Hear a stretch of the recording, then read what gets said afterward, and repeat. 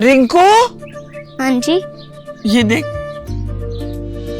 आगे तो चले। सत श्री अकाल बीजी। सत श्री अकाल पुत्र। अब साफ दिखाई दे रहा है बीजी। बहुत साफ दिखाई दे रहा है। बीजी इतने टाइम बाद नए चश्मे बनवा ही लिए। किसी अपने ने पैसे भेजे और हर महीने पैसे भेजेंगे। वाह। ਫੋਨਾਂ ਤੇ ਟੂ ਟੂ ਹੋਊਗੀ ਤੁਹਾਡੇ 1 ਤਰੀਕ ਤੋਂ ਬਾਅਦ। ਇਹ ਤੁਹਾਡੇ ਪੈਸੇ ਨੇ, ਇਹਦੇ ਨਾਲ ਕੋਈ ਅਮੀਰ ਨਹੀਂ ਹੋ ਜਾਣਾ ਤੁਸੀਂ। ਮਾਵਾਂ ਭੈਣਾਂ ਨੂੰ ਸਤਿਕਾਰ ਦੇ ਕੇ ਮੈਨੂੰ ਖੁਸ਼ੀ ਮਿਲਦੀ ਹੈ ਇਸ ਗੱਲ ਦੀ। मुख्यमंत्री माँ बेटी सत्कार योजना, आपका अपना भगवंत मान। नमस्कार, मैं हूं शिवानी पांडे और आप देख रहे हैं 4 PM। कोलकाता हाई कोर्ट में अमित शाह को मुंह की खानी पड़ी है। एक तरफ ममता बनर्जी की ऐतिहासिक जीत हुई है, तो वहीं दूसरी तरफ कैसे ज्ञानेश कुमार की उल्टी गिनती शुरू हो गई है, इस पर जानकारी देने के लिए प्रियंका जी मौजूद हैं। प्रियंका जी, क्या अमित शाह अपना पूरा सिस्टम लगाकर भी ममता बनर्जी के सामने फेल हो गए हैं? सिर्फ फेल नहीं हुए हैं, बीजेपी के कथित चाणक्य की डबल फजियत हुई है। मतलब कि मोदी सरकार का टॉप क्लास का वकील कलकत्ता हाईकोर्ट में गिड़गिड़ाता रहा, लेकिन फिर भी जज साहब ने पूरे सिस्टम की कैसे धज्जियां उड़ा दी हैं और ममता बनर्जी ने कैसे अमित शाह को धूल चटाने का काम किया है, आपको बताएंगे। लेकिन पहले खबर देखिए। तो कलकत्ता हाईकोर्ट से ऐतिहासिक फैसला निकलकर सामने आया है और कलकत्ता हाईकोर्ट का कहना है कि मनमानी नहीं चलेगी।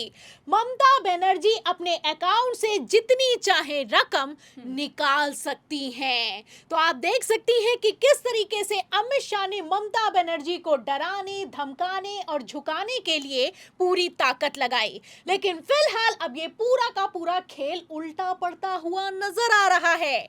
आपको बता दें शिवानी कि ठीक एक दिन पहले अमित शाह की तरफ से अपने आखिरी रामबाण का इस्तेमाल किया गया। ममता बनर्जी पर ईडी का एक्शन हुआ। ईडी ने ममता बनर्जी के 440 करोड़ के बैंक खाते को फ्रीज कर दिया।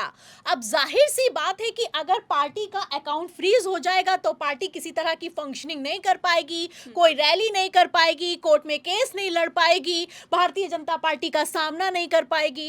फिलहाल एक तरफ जहां ईडी का एक्शन हुआ, वहीं दूसरी तरफ ममता बनर्जी ने हार मानने से साफ इनकार कर दिया।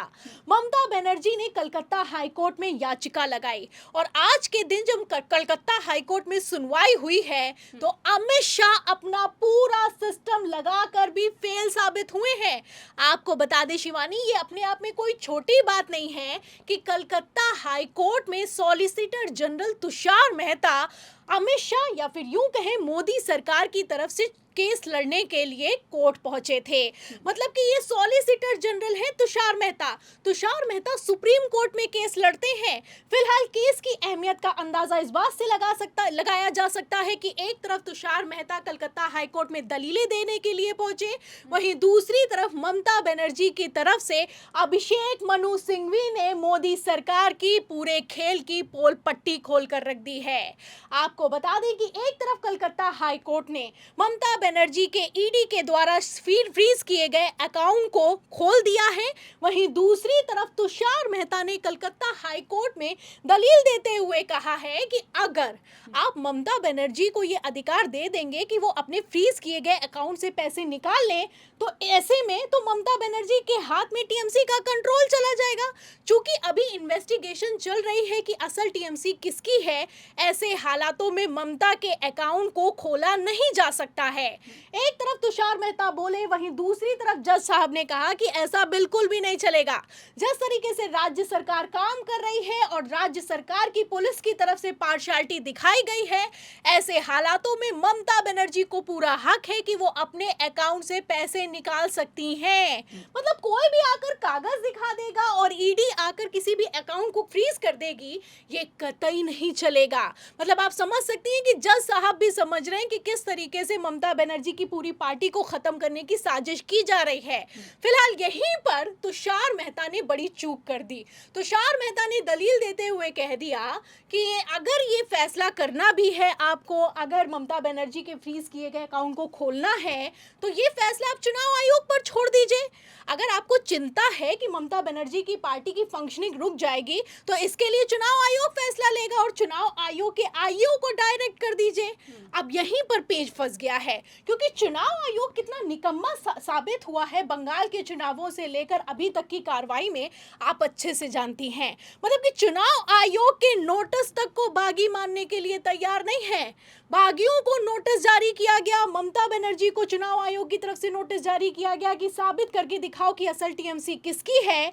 6 जुलाई तक जवाब दाखिल करना था, ममता बनर्जी ने तो जवाब दे दिया, लेकिन बागियों ने और समय मांग लिया है और चुनाव आयोग ने उल्टा 10 जुलाई तक का समय भी दे दिया है। ऐसे हालातों में आप समझ सकती हैं कि बागियों पर चुनाव आयोग किसी तरह का कोई एक्शन नहीं लेगा, ये कलकत्ता हाई कोर्ट भी समझता है। आपको बता दें कि कलकत्ता हाई कोर्ट ने जो टिप्पणी की है ये अपने आप में कोई छोटी बात नहीं है। कलकत्ता हाई कोर्ट ने कहा कि हम आईओ या फिर कि चुनाव आयोग को डायरेक्ट नहीं करेंगे ममता बनर्जी के फ्रीज अकाउंट को खोलने के लिए, हम इसके लिए जो रिटायर्ड जज है उसको नियुक्त करेंगे, उसके डायरेक्शन में ये सब काम होगा। तो आप समझ सकती हैं कि किस तरीके से कलकत्ता हाई कोर्ट में मोदी सरकार की, अमित शाह के पूरे सिस्टम की धज्जियां उड़ गई हैं, डबल फजियत हुई है। ईडी ने जिस तरीके से ममता बनर्जी के 440 करोड़ के अकाउंट को आनन फानन में फ्रीज किया है, उसके बाद से ईडी भी बेइज्जत होती हुई नजर आ रही है। वैसे भी अमित शाह के अंडर काम करने वाली ईडी किस तरीके से विपक्ष को डराने, धमकाने और झुकाने के लिए किस हद तक चली जाती है, ये किसी से छुपा हुआ नहीं है।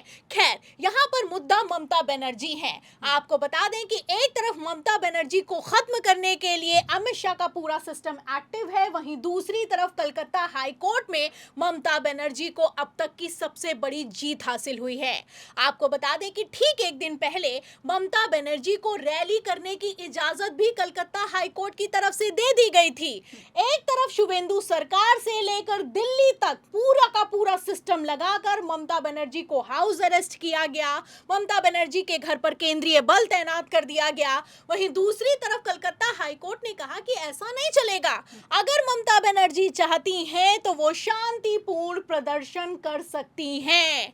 अब जाहिर सी बात है कि जैसे हालात हैं ऐसे हालातों में ममता बनर्जी सड़कों पर उतरेंगी तो सिंपैथी वोट ममता की तरफ चला जाएगा, इसीलिए ममता को रोका जा रहा है। एक तरफ ममता को रोका जा रहा है, वहीं दूसरी तरफ सायोनी घोष और ऋतुव्रत बनर्जी जब सड़कों पर उतरे हैं तो पब्लिक ने बेईमान और गद्दार के नारों के साथ इन लोगों को दौड़ा लिया है। ऐसे हालातों में आप समझ सकती हैं कि ममता को बंगाल में खत्म कर पाना अमित शाह के बस की बात नहीं है। फिलहाल ममता बनर्जी को डराने धमकाने के लिए भारतीय जनता पार्टी ने उनकी रैली में भी बहुत बवाल किया, लेकिन ममता बनर्जी पीछे हटने वाली नहीं है। एक तरफ ममता बनर्जी को कलकत्ता हाई कोर्ट में बड़ी जीत हासिल हुई है, वहीं दूसरी तरफ ममता ने बागियों से साफ कह दिया है कि अभी भी समय है, वापस लौट आओ, वरना न घर के बचोगे न घाट के। तो आप समझ सकती हैं कि कैसे ममता ने तगड़ा दांव चला है। ममता बनर्जी को जीत हासिल हुई है और अमित शाह अपना पूरा सिस्टम लगाकर भी फेल साबित हुए हैं। तो फिलहाल जैसे हालात हैं ऐसे में ममता बनर्जी वर्सेस अमित शाह कौन किस पर भारी पड़ेगा, इस सवाल के जवाब पर आपको क्या लगता है अपनी राय बताइएगा। वीडियो को लाइक कीजिएगा, शेयर कीजिएगा, ज्वाइन कीजिएगा। देखते रहिए 4PM। नमस्कार।